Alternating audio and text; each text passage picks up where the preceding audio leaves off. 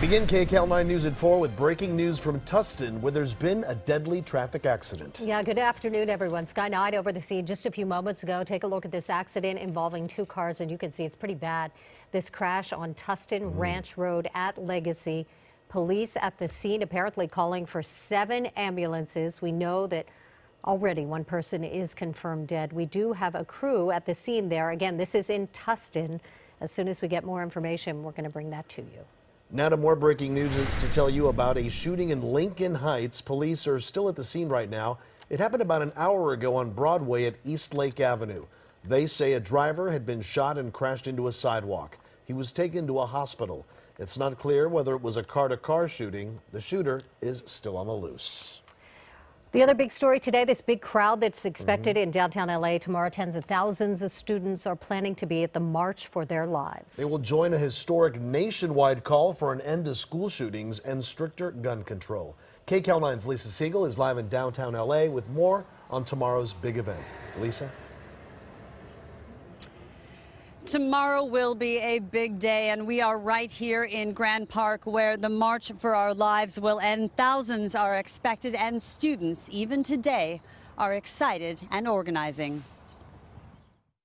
Should I make the action bolder? 15-year-old Carly Dutcher and 14-year-old Catherine Lake have a lot on their minds and in their hearts, and they are not staying silent. We want change. We're tired of this life where we're scared at every turn. The Columbine survivors, the Parkland survivors, the Sandy Hook survivors, every single person who has gone through a school shooting, we stand by them. That's why tomorrow, as tens of thousands march on Washington and across the country, they'll join thousands here for March for Our Lives LA, a student-led movement in the wake of the mass school shooting in Florida that ended in the tragic loss of 17 lives. These two joined so many others saying enough. They want more done to end gun violence and make schools safer. We're going to make a difference because we're showing that kids can take action, that adults are not the only ones in charge. I'm mature enough and intelligent enough and smart enough to know what change needs to be pushed forward. Now the march begins with a rally at 9 a.m. at 603 South Spring Street. Then at 10, people will march down both Spring and Broadway towards the main stage at Grand Park across from City Hall. All coming together at the end for a full program of speakers and performers. There's going to be student speakers and survivors, and there's going to be many performers there like Charlie Puth and Rachel Platten, and this is a time for all of us to come together and be one. And that's what it's about for Catherine and Carly. Yes, they may be young, but they are strong and confident, and tomorrow their voices will be heard loud and clear. It's going to be a majority of kids because it's happening to us, not happening to the adults. And that's what's going to make change. We are. Now, there will be road closures around the route, so you want to pay attention to that. And the students we talked with today say they want to make sure the next generation does not have to deal with what they're dealing with. Back to you. Let's hope so, Lisa. All right, thank you. There's more information on tomorrow's march on our website, KCAL9.com, including street closures and getting around the area. Just click Seen on TV when you get there. And there's going to be marches all across the U.S. Some local students will be in Washington, D.C. tomorrow to join hundreds of thousands of people from across the country. KCAL9's Greg Mills talked to some teens from South L.A. who are heading to the nation's capital. Their message is loud and clear. We got it from students across the country, those here in Los Angeles and those from Parkland, Florida. These two guests of honor shared their tale of terror with students at Cholhevet High School here in Los Angeles. Mia Freeman and Haley Licata escaped from Marjorie Douglas Stoneman High School the day 17 were killed and 17 more were wounded. I wanted to talk to them and make sure that they understood the severity of what really happened and make sure it will never happen again. Freeman and Licata headed west to take part in tomorrow's March for Our Lives rally here in Los Angeles. Meanwhile, a group of students from South Los Angeles high schools are headed east to Washington, D.C. to take part in the national rally there. Yeah, this is the first time I'm going to Washington, D.C. The Community Coalition chose these students to go to D.C., and the Irvine Foundation is picking up the tab. Edna Chavez will speak at the Washington rally and share her deepest concerns. Gun violence is in our daily routine. It's in my daily routine. Everywhere I go, it's a worry every day. She attends Manual Arts High School, but like every student here, relates to the horrific Valentine's Day massacre in Parkland, Florida. I don't want this to ever happen again. I think one is too many, and that enough is enough. If there is one thing students want Washington to hear, it's that. Enough. No more school shootings. The girls from Stoneman Douglas don't want to see teachers armed either. They do want lawmakers to make significant changes. I think gun laws should be stricter. Both want assault weapons banned. And I don't think really anybody should be able to obtain one because they're not used for sport, they're used for killing. Mostly, these two want what these students want, and these students want. A safe place to learn. We don't want to feel like it's a prison, but we need to be protected. Every student I spoke with today believes they are finally being heard, and that message will be reinforced tomorrow in rallies all across the country. In the Miracle Mile District, Greg Mills, KCAL9 News. Orange County, meanwhile, will play host to an annual gun show this weekend. The event will take place at the OC Fairgrounds in Costa Mesa. The gun show's owner, Bob Templeton, told us there is no link between gun shows and mass shootings in schools. And the problem is mental illness, he went on to say. But critics say they feel assault weapons are still too easy to get a hold of, even though they are banned here in California. The challenge will be for us to be able to find common ground to talk about how we can prevent people who shouldn't have guns, people who have mental health histories.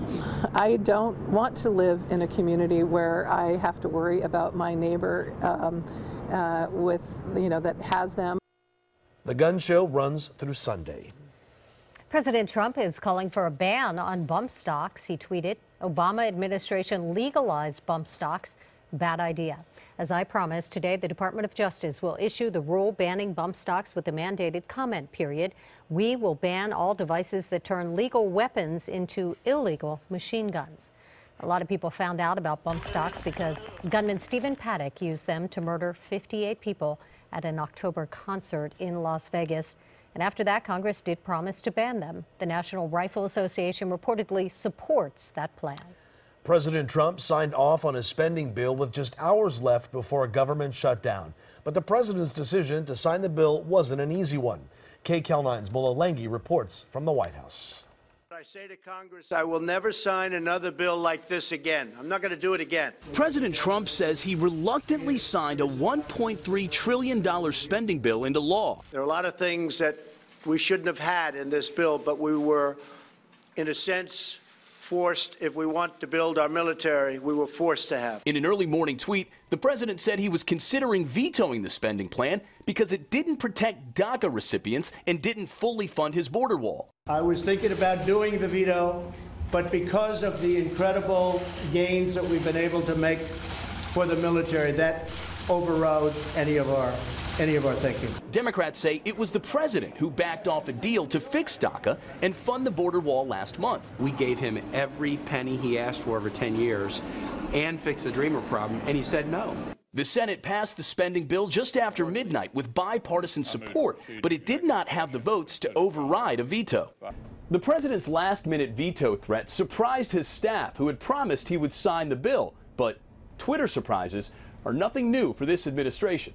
Thursday, the president announced he was firing National Security Advisor H.R. McMaster and replacing him with John Bolton. Demonstrates, I think, the sort of limbo that that I'm in, because I didn't really expect an announcement this afternoon. Bolton is known for his aggressive posture on foreign policy, writing last month that it was perfectly legitimate to strike North Korea first, and in 2015 recommending the U.S. bomb Iran.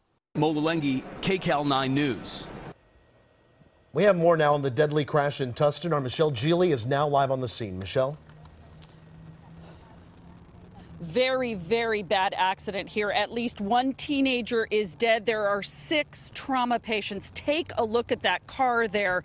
It is an Infiniti, an Acura Infiniti, a single car accident here. 7 people inside of that sedan that only holds 5.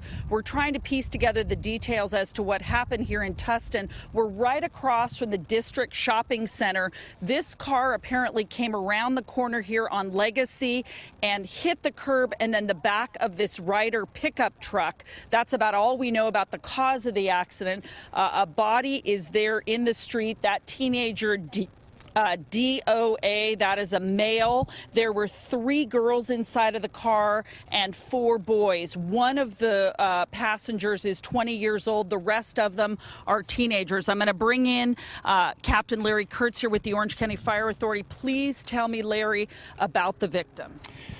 We have a total of 6, actually 7 people who were from the vehicle. Orange County Fire Authority arrived on scene, had to use the jaws of life to extricate the teenagers out of the vehicle. It took them less than 3 minutes to get the doors off with their new jaws of life that they carry with them.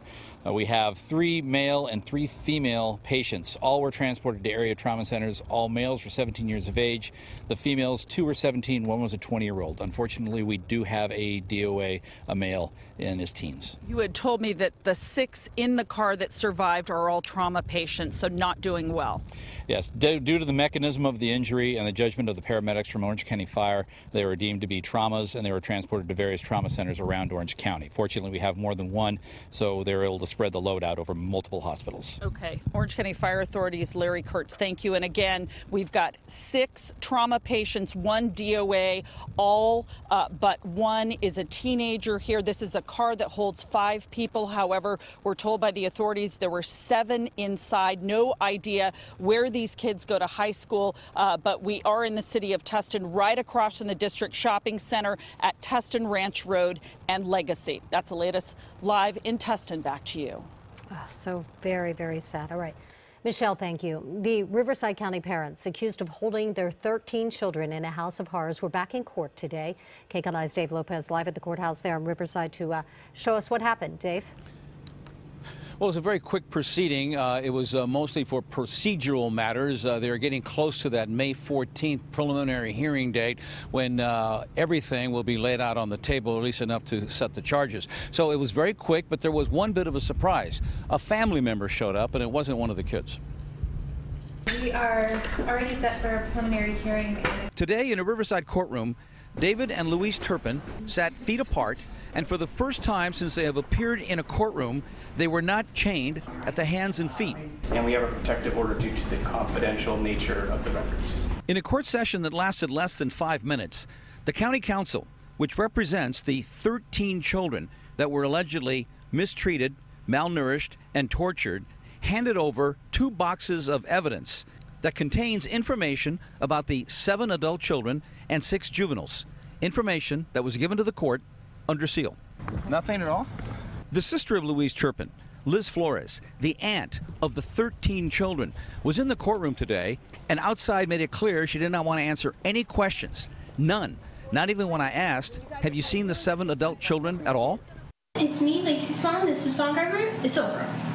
And about this online video supposedly made by the 17-year-old daughter of the Turpins, the one who allegedly escaped from the home and called police, no one wanted to answer any questions about that. The aunt, or the prosecutor, or the defense attorneys. We can confirm that the 7 adult children, the oldest being 29, have all been released from the hospital, and they are living under one roof with adult supervision. We are told that they are confined mostly to the property where they're living, and they never go anywhere without supervision. As for the 6 juveniles, sources not authorized to speak on the record have told us that all 6 children have also been released from the hospital and are living in 2 separate foster homes, but they see each other often.